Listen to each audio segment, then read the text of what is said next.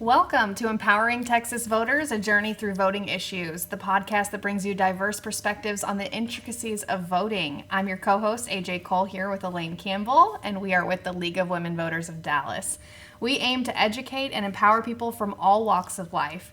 So get ready for an informative conversation that will inspire you and make a difference in our democracy. Let's embark on this empowering journey together. Thank you, AJ. I'm Elaine Campbell, Vice President of Voter Services and Education with the League of Women Voters Dallas, and so excited to be here and with Kelly Martin. So today we have Kelly Martin, who is with the League of Women Voters Dallas, and I'll let you introduce yourself, Kelly, and what your specialty is and what you do as a lead volunteer with the League. I'm a lead. I lead a committee that's relatively new. We're just about a year old now. We saw a need in the senior citizen community, to get out there and help them with just all ways they need help with getting their vote out, paperwork-wise and accessibility-wise. And we've been thrilled really with the response and that, well, I guess there's a huge need out there, which I guess isn't as thrilling, but that we're able to go help so many people. It's been great. So, yeah, that's wonderful. So, can you talk a little bit about, with your experience, some of the challenges that you have found out based on what you're doing that seniors as well as disabled people have when trying to get their vote out? Yeah.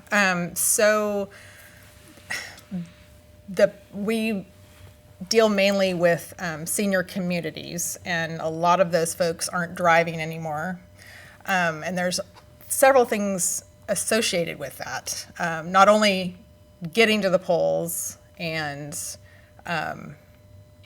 but the driver's license itself is required on paperwork, and actually, with an expired driver's license, with even if your address is wrong, you can still go vote, but they don't realize that. And they don't realize that they can also apply to vote by mail with an expired driver's license also. Mm-hmm. That's one example. The forms are tiny. Oh, the font. Like the space to write in is super small. The print is super small. Right. A lot of what we do is help them write, and we've gone through we are really sure now of how we can help them with. We can help write. They need to be able to sign their name and date it, but. Right. The writing, either whether it's vision, arthritis, all sorts of things. A lot of our folks are 90s and hundreds, so they need help with just writing is a basic thing. So it sounds like a lot of what you have to walk people through are the rules and regulations, finding out what they are, and then helping them explain. One of the things you mentioned was about the IDs. Mm-hmm. Do you want to talk a little bit about that? Yeah. In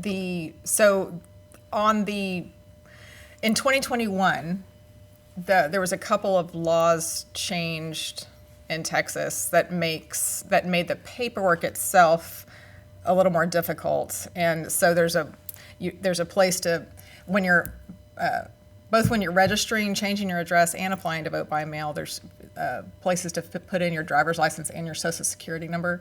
So if when you're registering, and if you don't put, it says you can put either, mm-hmm. but if you put in your driver's license, but way back when you registered with your social security number, they might not find you, they might not match you with your record, and it could be rejected. Same thing with applying to vote by mail. So there's a voter VUID number, which is a voter unique identification, mm-hmm. That's on your voter registration card, which, by the way, that's another, you do not need that when you go to vote. You don't need to present it. And that's what they, every sweet senior I talk to has that card like it's a, and then they get very confused. I'm going off on tangents here, but that a lot of times they don't get their updated card. So it says every year you get a new one, and it says it expires, and it does not expire. They don't. They do not expire. Very confusing. I Very agree. confusing. Yes. You will get a new one, a different color. The changes but of it color is doesn't mean- confusing. So you don't need it, and it doesn't expire. All these things are there's nowhere that you can't look this up anywhere. You just you just have to figure it out. But that there's a number on that card that you can put in your application to vote by mail, so that helps match you up with your record that's already in there. I went off on a tangent, didn't I? So it's okay. Back to the ID. If they can vote, you can vote in person when you're over 70 with expired. You need a picture ID, but it can be. This is a bullet point. If you're over 70, you can go vote in person with. You need your picture ID, but it can be both expired and your address can be wrong or old on your ID. What needs to be correct is your address in the election system, that when you check in, the poll worker is checking you in. That address needs to be correct, but it can be different from what's on your ID. And all you do is have to verbally confirm that's you. There's no paperwork, and then you will get your ballot and can go vote. Is that just for over 70? It's just for over 70. 18 to 69, I just called them this morning to confirm this. Right. 18 to 69, you can still vote if it's, and you know this because you've been a judge. I do, but there's a form to sign. It does not go into the provisional ballot category, which takes more time, and that's when people get nervous that their vote might not count. Is that the ID? Yes, no, that is, because that is very confusing to people. That's my bullet point for that question. It's very confusing to people. Yeah. And it's even sometimes confusing to election workers. Oh, yeah, definitely. Because I've done that, and a lot of the time, you're going so fast trying to check people in, and I've actually had very few of that incident happen. Like most people that come to vote it's usually lines up with what's on their ID, because you get nervous if your ID's incorrect to even show up. I think so, and even if getting they say you can get a Texas ID. But that's a whole nother visit to a whole nother place. So that's another, ball of wax, but can be helpful. Then you end up with a different ID that might be in the system. So it's wild. Well, yeah. One of the things that I did not realize until you told me about this, and then I looked it up because I was interested in educating people about hospital voting, was why you are explaining you have to sign it.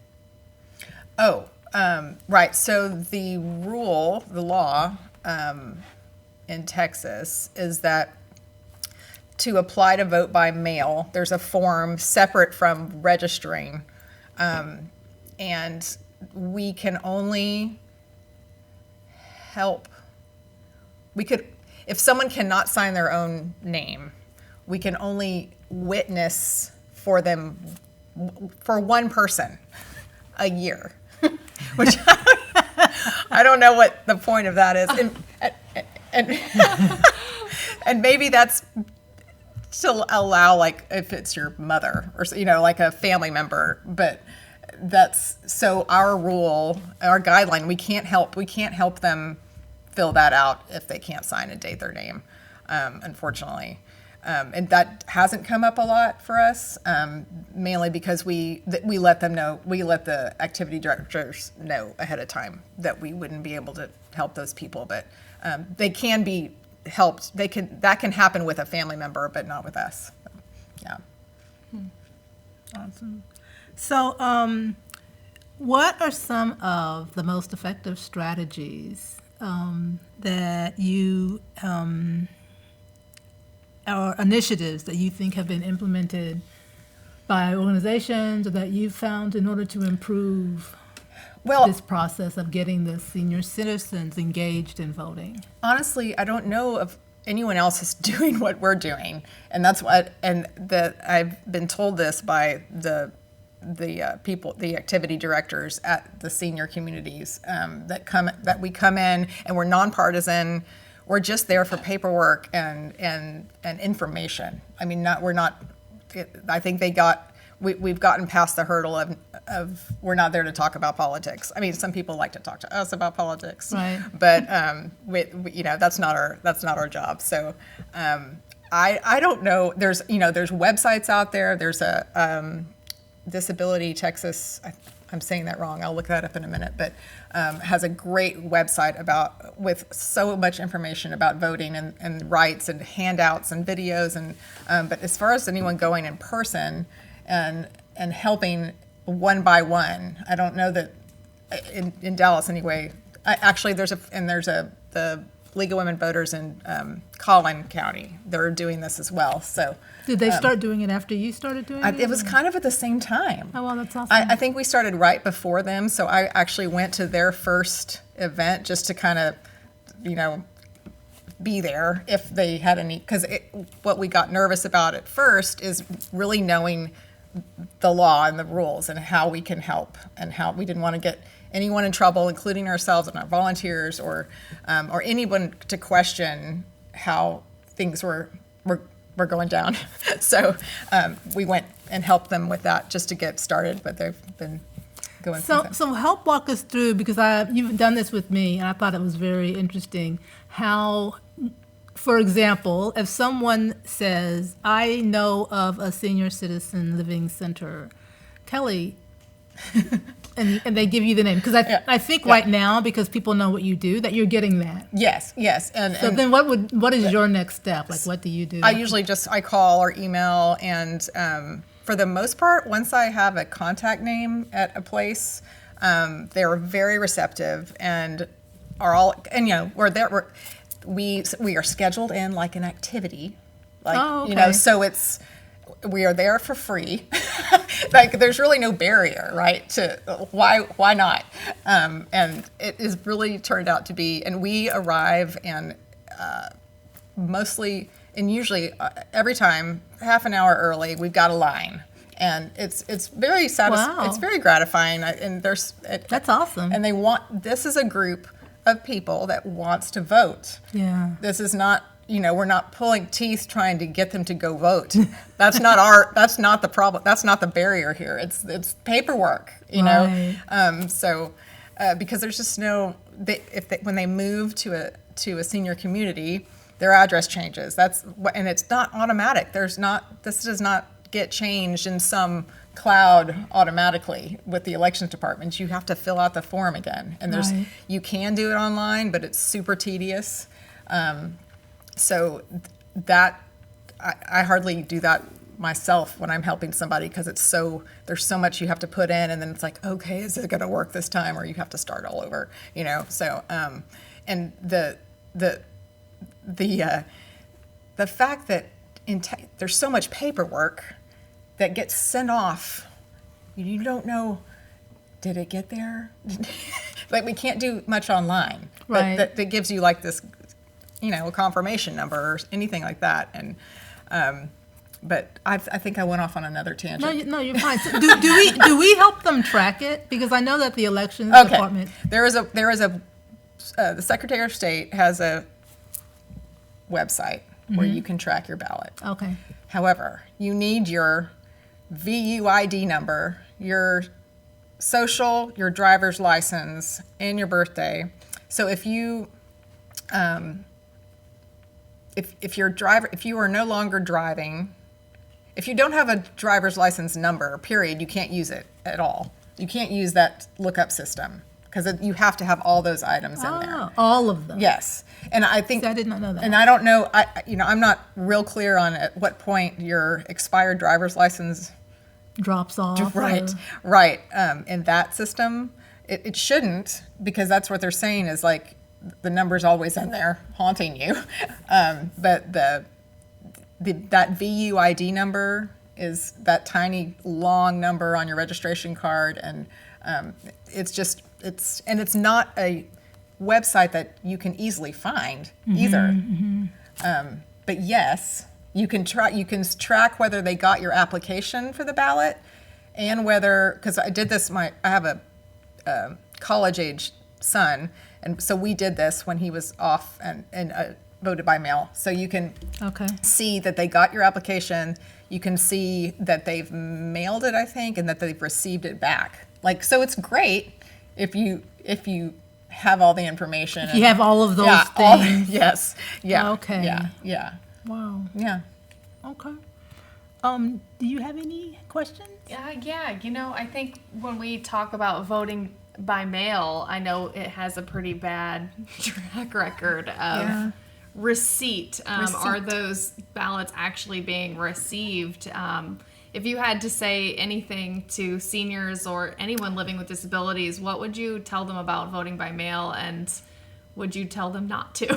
Right. Well, that's I go back and forth, because I say if you can go vote in person, go vote in person. I think that's the best. There's less steps. There's less things that can go wrong. And I also, if you do vote by mail, as soon as you get that ballot, fill it out and mail it in right away. Because I don't know why, but it seems to take a long to get there and then to process. I checked on some actual voter registration cards last week at the elections office.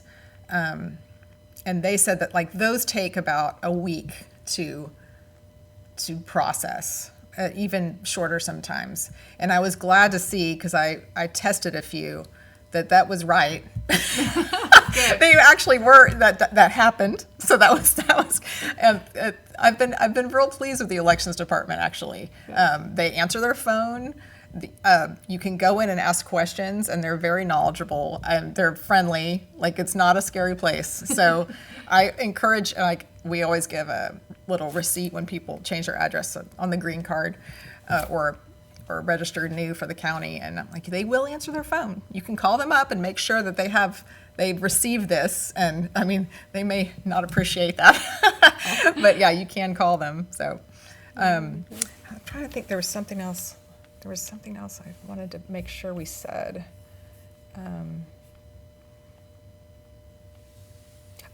That you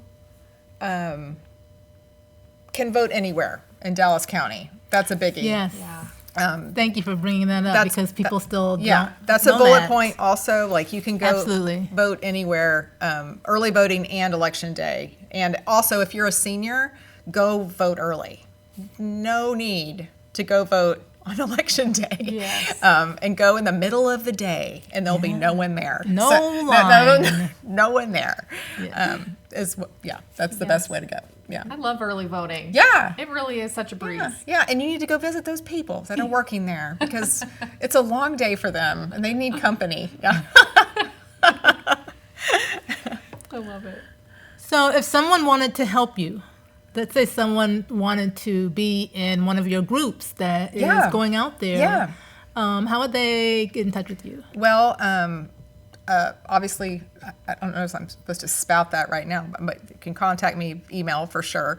And then I say that I would love for you to be a VDR, a volunteer deputy registrar. You don't have to be. Oh, okay. But what we find is that it's best if you can do all the things when you have because someone comes and sits with you, and then you find out they need this, they need this. Because everybody's different, and it's just best. It's really helpful if you can do whatever they ask, instead of, she needs to do the address change, or she needs to do the new registration. So, and that you can take a very simple, short class to be a volunteer deputy registrar, and then it's good for, I don't know. I think we're about to expire this year. Right. But then it's good for 2 years if you do it again. Right. in the end of the in January. even year. Yeah. So it expires. Yeah. And we have, I would say, it's maybe even half and half league members versus non-league members that help me. So Right. yeah, You don't have to be a do league not have member to to be a league volunteer. member. No, Absolutely. definitely not. So Right. yeah, Do you know if there are other organizations that you are aware of that are doing what you're doing? no, Yeah, I didn't think so. I don't. I wasn't sure. I don't. But I've never heard of any either. Yeah. And the activity directors that's what they tell me, that they're like stunned that we're that we're offering to come. So, and then we've been asked back just within this year. The ones that we did before the first batch we've gone back now like 3 times. So they want us back repeatedly. So For every election. yeah. Oh, okay. This is one more very important thing. To apply to vote by mail, you have to do it every year. We haven't said this yet, right? No, please go Okay, ahead yes. and go through This that. is another Absolutely. bullet point. Definitely. The form to fill out if you're 65 and over or disabled, you have to fill it out once a year, but you don't have to fill it out for every election. Okay. Like college students, every election you have to fill out the form. and so it's very My goodness. yeah, but so every This is confusing. So we're hoping We that have to list all of that out. yeah, yeah. Yes. That this program that we're doing, that we can be ongoing, like come January, we can start we have to start all over again, visiting all of these places all over again. Because they have to apply. Yeah, for the next year. And this changed and also in 2021. So a lot of this is another reason, I should have said this in the beginning, a lot of folks just assume their ballot's going to show up because Because they did last yeah. Oh, and then they wow. have been for years, and then all of a sudden it stopped coming, and that's why, because you have to ask for it, and the elections department cannot legally just send out. This is another change in 2021. Cannot legally send out a blank form for you to fill out and send in. Like that's not something they can do. So it has to be like private or even partisan groups that would send that to somebody in the mail, and then it looks sketchy. You know, Yeah, of who's course. sending me this form? So there's a lot of But about. we can we can bring them to Yes, the forum. yes, I have the forms, and we have a better form than what's online. It has bigger blanks to write in that's and all that. nice. So yeah, we arrive with all the forms, and actually we provide a stamped addressed envelope too to everybody who applies to vote by mail, because they don't often have stamps. They're not provided by, like, they can't just run down to the Okay. yeah. I have one more Okay, question, okay. and then we'll have to close Okay. out. Are you expecting any, because what you are saying changed based on the legislative session. Next year is another legislative session. You're going to have to keep an eye on them, I guess, right? Right, Yes, definitely. Yeah. And Wow. yeah. The- There's nothing else coming. Yeah. Well, thank But you you so know, that the good change was being able to vote it anywhere. That's true. That was a good thing. But yeah. they're trying to change that Yeah. from what I heard. They as well. are. Well, we're gonna soak that up. We're gonna soak that up for this election. Yes. Yeah. Yes. Yeah. Well, thank you so much, Kelly. Sure, It was sure. amazing having Yeah. you here. Yeah. We've learned so much, and we hope a lot of people help you. Yeah. Thank you for Yeah. everything Thank you you. did. Yes, thank you.